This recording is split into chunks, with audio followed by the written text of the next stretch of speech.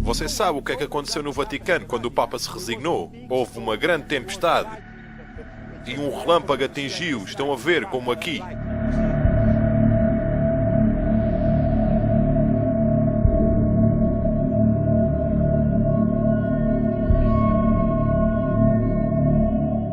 Até mesmo os peritos do Vaticano admitem que há um elo muito próximo entre a pedofilia e o satanismo.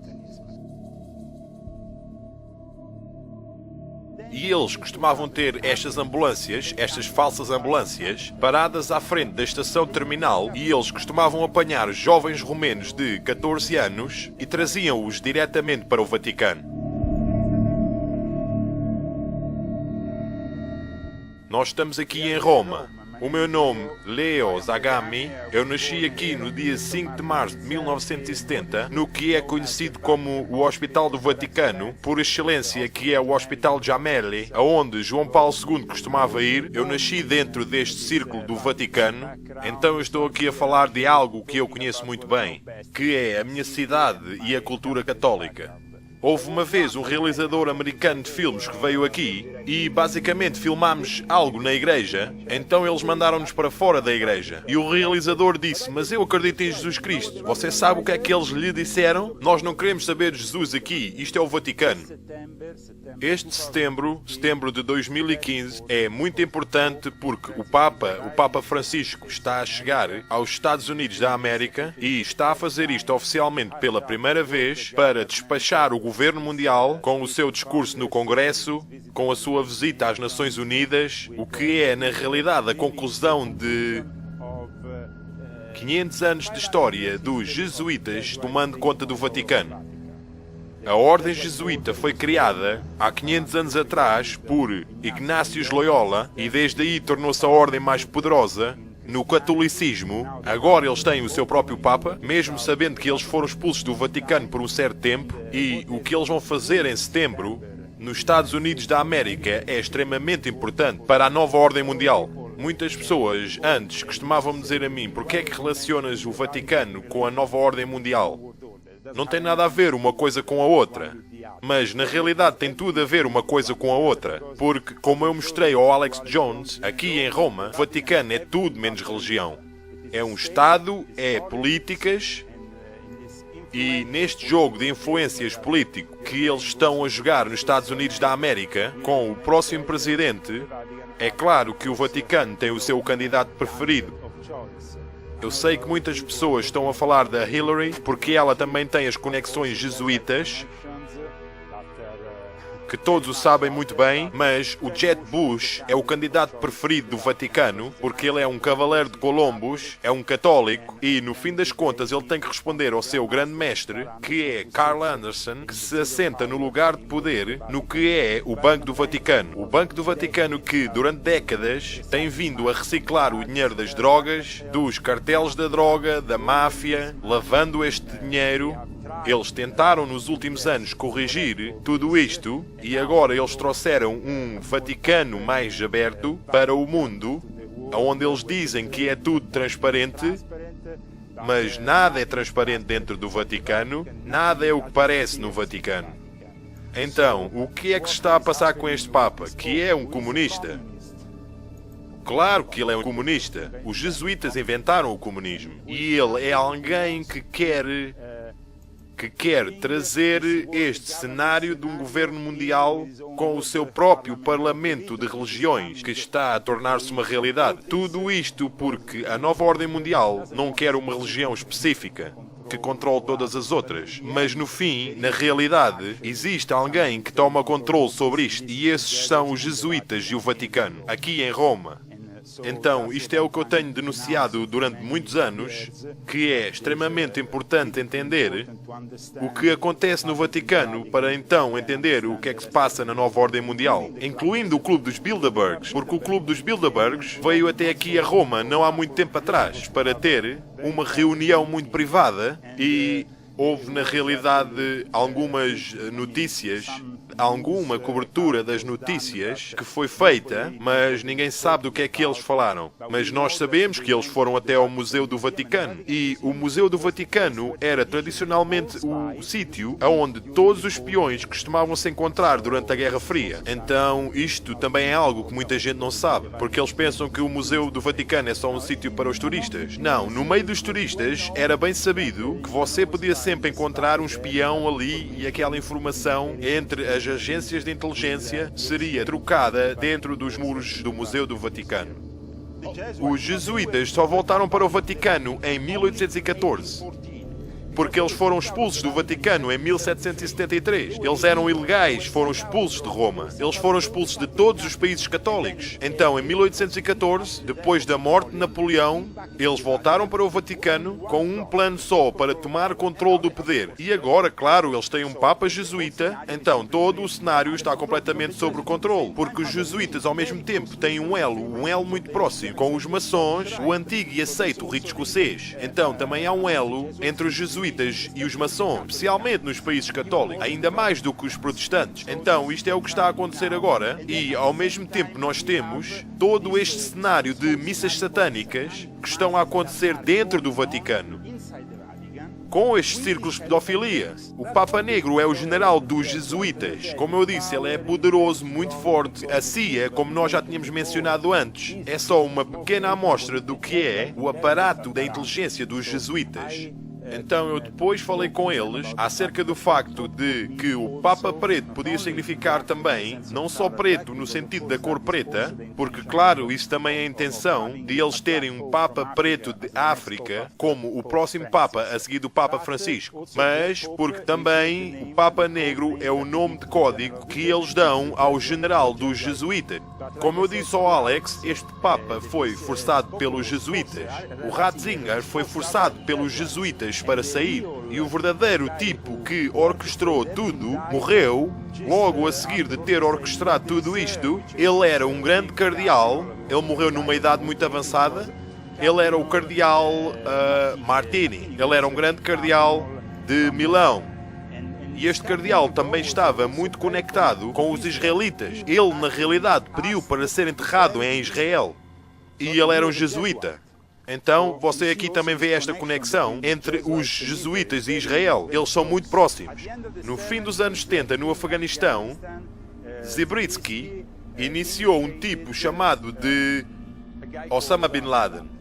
Ele, na realidade, eles iniciaram a uma loja transnacional, faz parte das lojas IUR. Esta informação foi recentemente publicada na Itália, num livro escrito por um grande mestre da loja Montesione, que é reconhecida pela obediência americana. E esse homem, com o nome de Magaldi, ele denunciou isto, que Zabriskie, na realidade, iniciou o Osama Bin Laden e depois, então, quando houve a situação na Al-Qaeda que Osama Bin Laden teve que se reformar, eles fizeram esta iniciação a outro homem que era durante esse tempo muito popular, porque se você tivesse um problema em qualquer das prisões no Iraque, os americanos tinham que chamar o Al-Baghdadi. Então eles pegaram no Al-Baghdadi, que também é um homem que é bastante educado, então eles disseram, ok, vamos te iniciar, e iniciaram-o na loja Ator Pentalfa e eles o tornaram o cabeça do ISIS, que é esta nova ferramenta que eles estão a usar para trazer um grande terror. Isto é o que está a acontecer nos dias presentes, e se as pessoas pensam que o ISIS são verdadeiros muçulmanos, elas estão completamente erradas, porque não tem nada a ver com o Islão. O problema com o Islão é que eles não denunciam esta realidade. Eles deviam denunciar esta realidade maçónica que está a tomar controle dos seus líderes. Há um líder em especial que é muito perigoso, que está envolvido em tudo isto, que está a puxar por este califado, que é Fethullah Gulen, que na realidade já foi acusado de terrorismo pelas autoridades turcas em dezembro de 2014, mas ele está a viver na Pensilvânia, protegido pelas autoridades americanas. E se você for checar Fethullah Gulen, ele é de facto um agente da CIA e é controlado pela CIA com toda a sua organização, que inclui 500 escolas por todo o mundo, e ele trabalha juntamente com os jesuítas. Aliás, o livro que ele escreveu, que fala fala num dos capítulos acerca da nova ordem mundial. Esse capítulo é dedicado só à nova ordem mundial, e nesse livro há uma parte que foi escrita por Thomas Michel, que costumava ser o secretário do assunto da interreligião para os jesuítas. O que ele disse acerca de Schultz e a máfia que rege a comunidade europeia, a máfia alemã do Clube Bilderberg, é completamente verdade. Vocês veem o que está a acontecer agora mesmo. A Itália, desde a saída de Berlusconi e desde que o Gaddafi foi selvagemente assassinado pela nova ordem mundial, não nos esqueçamos disso, porque o Gaddafi, ele disse, o Gaddafi, uma coisa: sem mim aqui será uma confusão completa. Agora a Itália está a ser invadida por imigrantes todos os dias. Isto faz parte de algo que é conhecido como o Plano Kalergi. Eu convido todos os pesquisadores da nova ordem mundial que estão-nos a ver na Infowars para irem checar o plano de Kalergi pelo Conde Kalergi. Continua a ser dado um prémio Kalergi todos os anos aos líderes europeus, como a Angela Merkel, e este conde, metade japonês, metade austríaco, ele é uma das principais razões porque temos a União Europeia. Ele era um maçom, inicialmente da loja Humanitos, depois ele moveu-se para outra loja transnacional, mas o Conde Kalergi idealizou este plano para destruir a etnicidade de cada europeu. Ele quer que os europeus não tenham mais as suas etnicidades.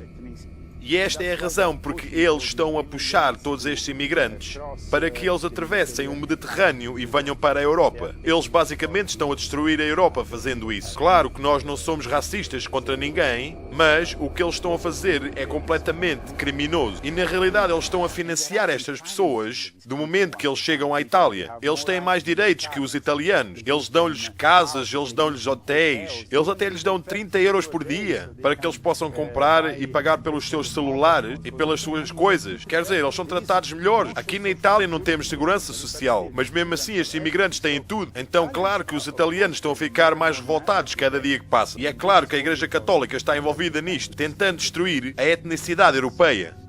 Nesta pequena rua que muito poucas pessoas visitam, especialmente os turistas, nós temos a sede dos jesuítas, que se diz ser o sítio mais poderoso de todo o mundo, Companhia de Jesus Cura Generalizia. Isto é a sede do general dos jesuítas.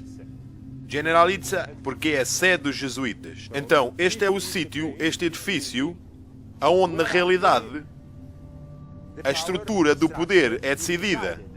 Quando o Papa Francisco se reúne com o Adolfo Nicolas, eles têm reuniões especiais aqui, onde eles decidem todo o futuro da Igreja.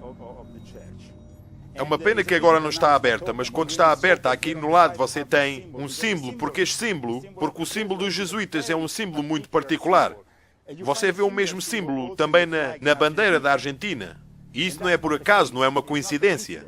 Porque a América do Sul está completamente dentro do jesuitismo. Então, na realidade, os jesuítas, neste tempo presente, têm todo o poder. Mas há uma ordem no Vaticano que tem uma história muito mais velha, que é a Ordem dos Dominicanos, formada por Santo Doménico, e que basicamente os dominicanos estavam encarregues da Inquisição antes que os jesuítas entrassem na equação.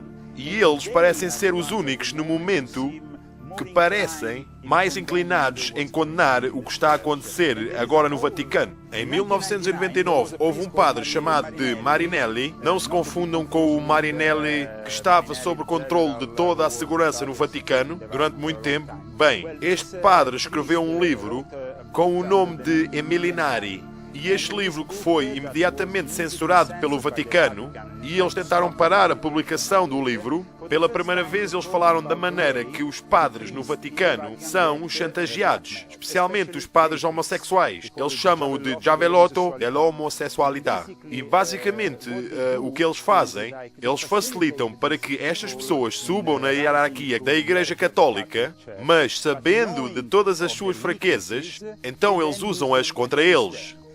E nos últimos anos o que tem acontecido é que o ex-cardeal, o ex-secretário do Estado, o cardeal Tarcísio Bertone, antes da saída do Ratzinger, quando ele ainda era o Papa, ele ordenou que durante um ano todas as pessoas que entrassem dentro do Vaticano fossem monitorizadas.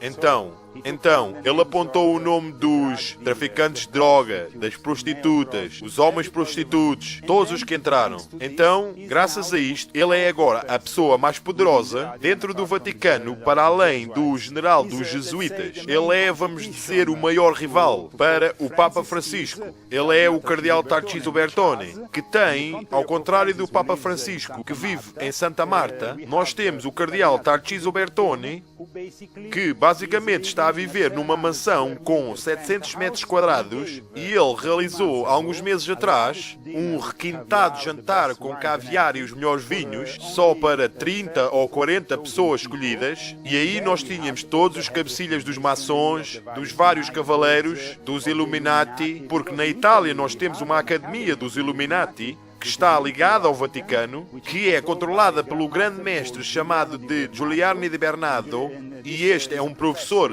Ele é um professor na universidade no norte de Itália. Ele foi um grande mestre da maçonaria italiana até 1993 para o Grande Oriente de Itália. Então ele tornou-se o grande mestre e fundador da regular Loja de Itália. Então em 2002 oficialmente ele fundou a Academia dos Illuminati, que é baseada na Praça de Espanha. Oficialmente isso é onde ela está situada. E basicamente a Academia dos Illuminati está ligada com Tarcísio Bertone e com os jesuítas também ao mesmo tempo. Então na realidade não há nenhum... Eu posso dizer que no tempo presente no Vaticano, há mais ou menos, eles encontraram o balanço de poder entre partes diferentes. Mas definitivamente também têm um grande papel os maçons neste balanço de poder no Vaticano, porque nós temos muitos maçons.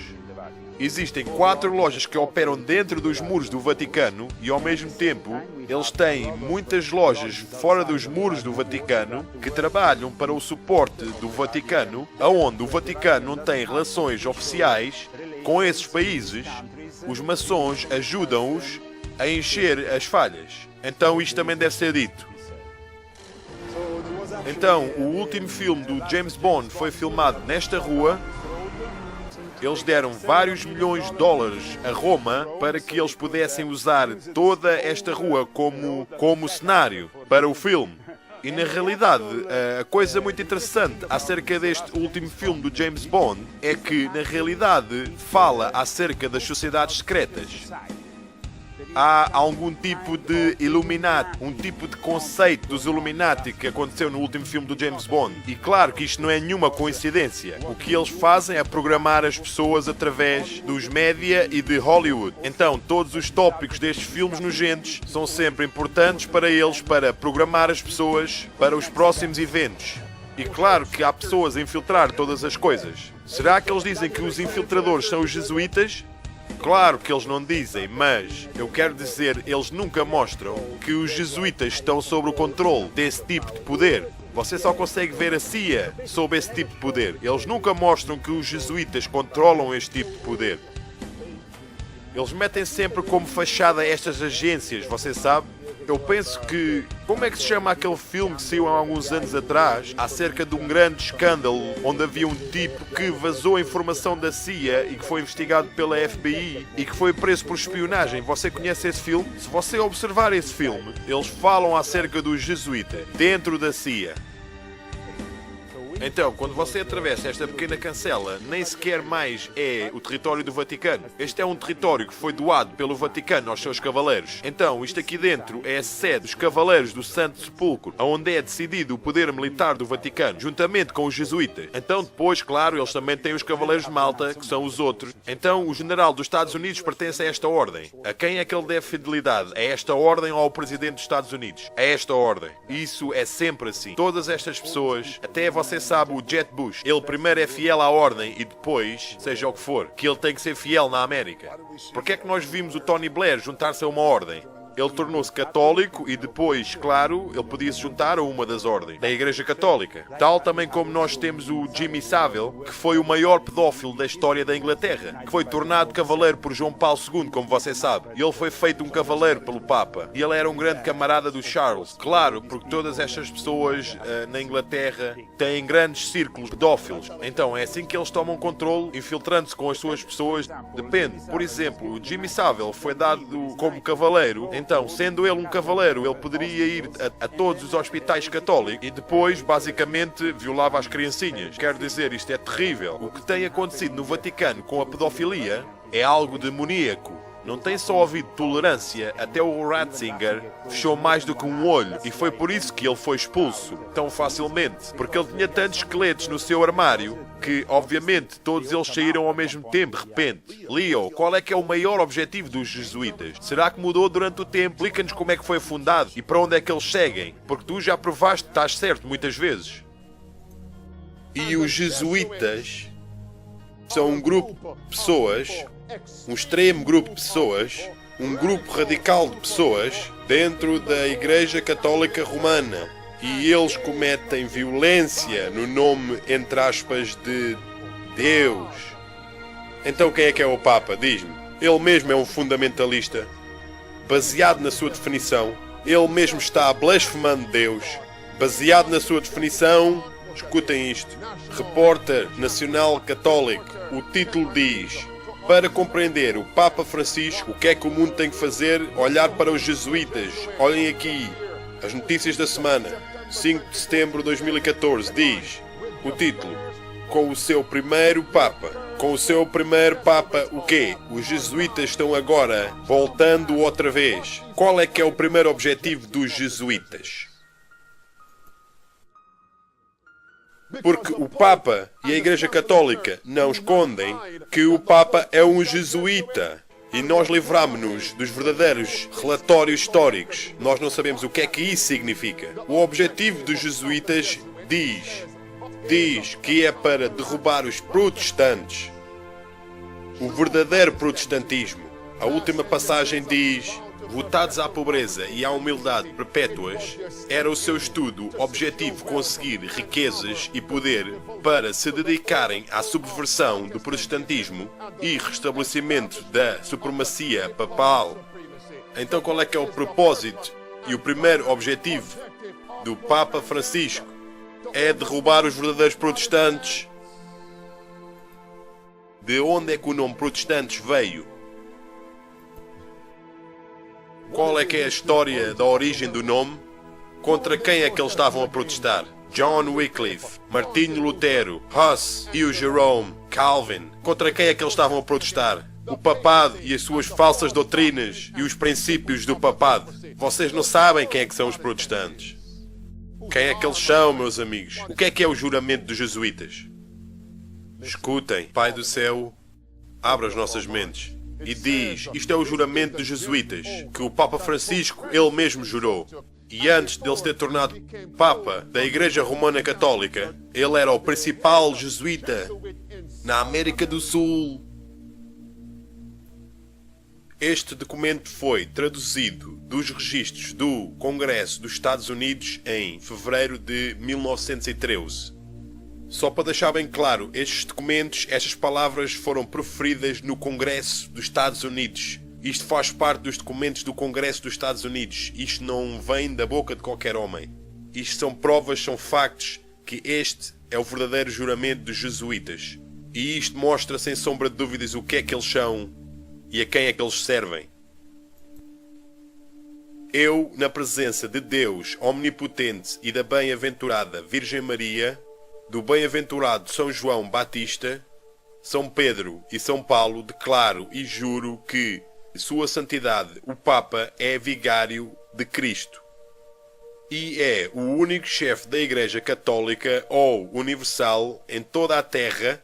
Assim pois, com todas as minhas forças, defenderei esta doutrina e os direitos e costumes da Sua Santidade contra todos os usurpadores, heréticos ou autoridades protestantes e de todos os aderentes a quem considera hereges e usurpadores inimigos da Santa Sé ou Madre Igreja de Roma. Prometo e declaro que farei, quando se me apresenta a oportunidade, guerra sem quartel, secreta ou abertamente, contra todos os hereges e protestantes, tal se como se ordenes fazer.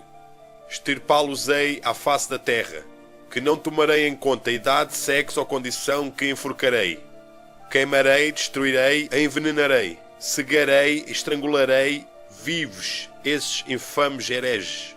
Abrirei o ventre de suas esposas e baterei com a cabeça dos seus filhos na parede, a fim de aniquilar a execrada raça. Que quando não posso fazer isso abertamente, empregarei secretamente a taça de veneno, a estrangulação, o ácido punhal, a bala de chumbo sem ter consideração à classe, dignidade ou autoridade das pessoas, quaisquer que sejam.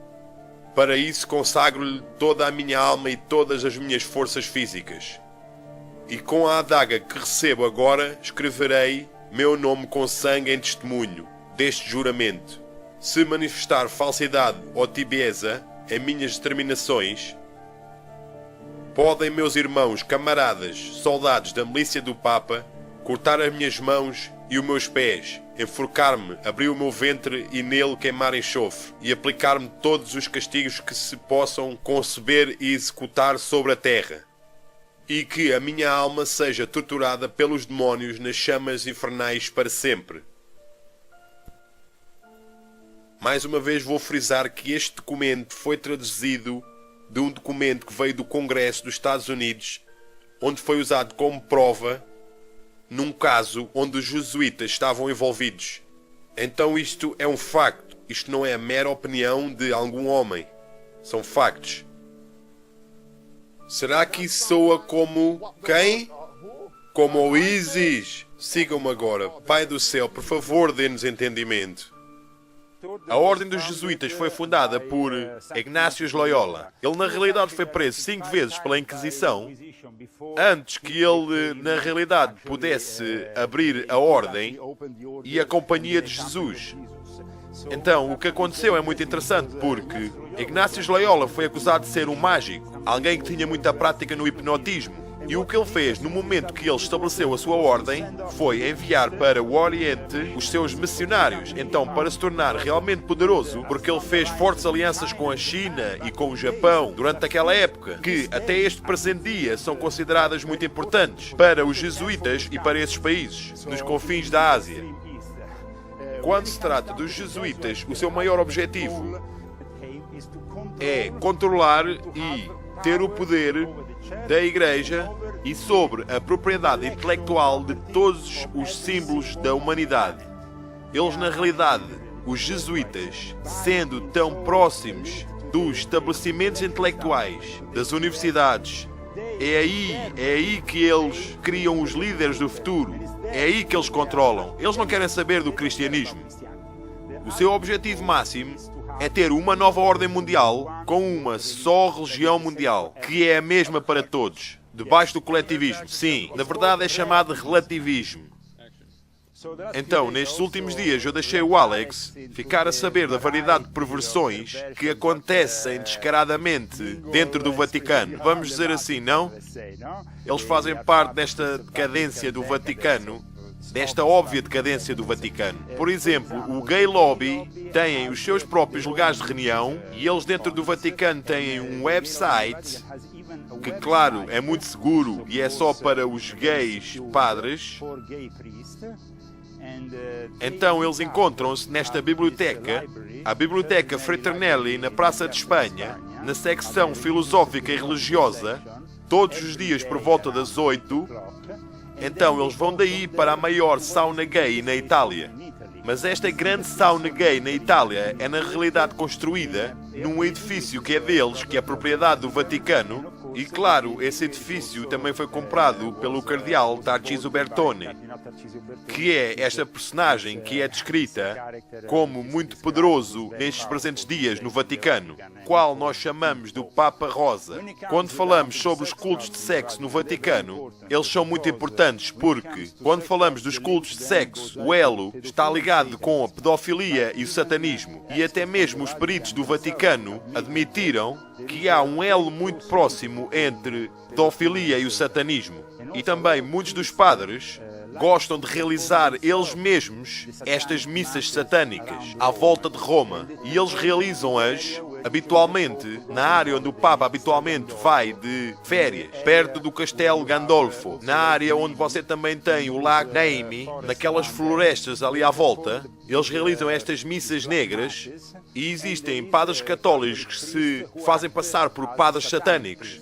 Porque o momento em que eles se tornam o padre satânico é o momento onde eles podem libertar e fazer todo o tipo de perversões. Eles podem consumir drogas, podem ir com as mulheres, com os homens, eles podem fazer várias coisas, até sacrifícios.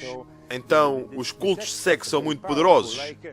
Por exemplo, nós tínhamos no Vaticano, há um tipo que até o Papa Francisco teve que expulsar do Vaticano. O Assange da Wikileaks chamava-o de Jéssica. Esse é o seu nome de código. E ele era basicamente o mestre de cerimónias para o Papa Ratzinger.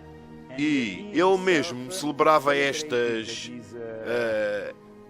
na realidade, estranhas, missas estranhas e rituais estranhos com travestis presentes, mesmo antes de depois ir celebrar a missa com o Papa. E depois houve um grande escândalo. Houve um grande escândalo que até teve nas notícias durante alguns dias, quando eles descobriram que perto da estação terminal, onde agora a CNN está a fazer todos estes documentários, e ultimamente tem mostrado que há prostituição dos imigrantes que têm chegado à Itália, os que eles estão a trazer para a Itália. Basicamente, a CNN está a mostrar que a estação terminal, ali existe muita prostituição de menores, de adolescentes muito jovens. Bem, houve um escândalo aqui na Itália, durante o ano de 2013, acho que foi em junho de 2013, esteve nas notícias durante 2 dias e depois foi apagado. Eles iam a estes bares e a estes sítios à volta da estação terminal para apanhar estes jovens moços. E depois eles costumavam ter estas ambulâncias do Estado, paradas à frente da estação terminal, e eles costumavam apanhar estes jovens romenos de 14 anos e depois levavam-os diretamente para o Vaticano. Isto, infelizmente, é o que está a acontecer. Isto é algo que eu também falo no meu livro, porque, claro, isto é algo que saiu nas notícias. Há muitas evidências. A única coisa é que, a um nível internacional, os média não dizem nada, não falam acerca disto. Eles não fazem cobertura em relação a estas coisas. Então eu estou a tentar desvendar o que tem sido silenciado pelos médias internacionais. E graças a Infowars.com estamos a desvendá-lo a vocês hoje.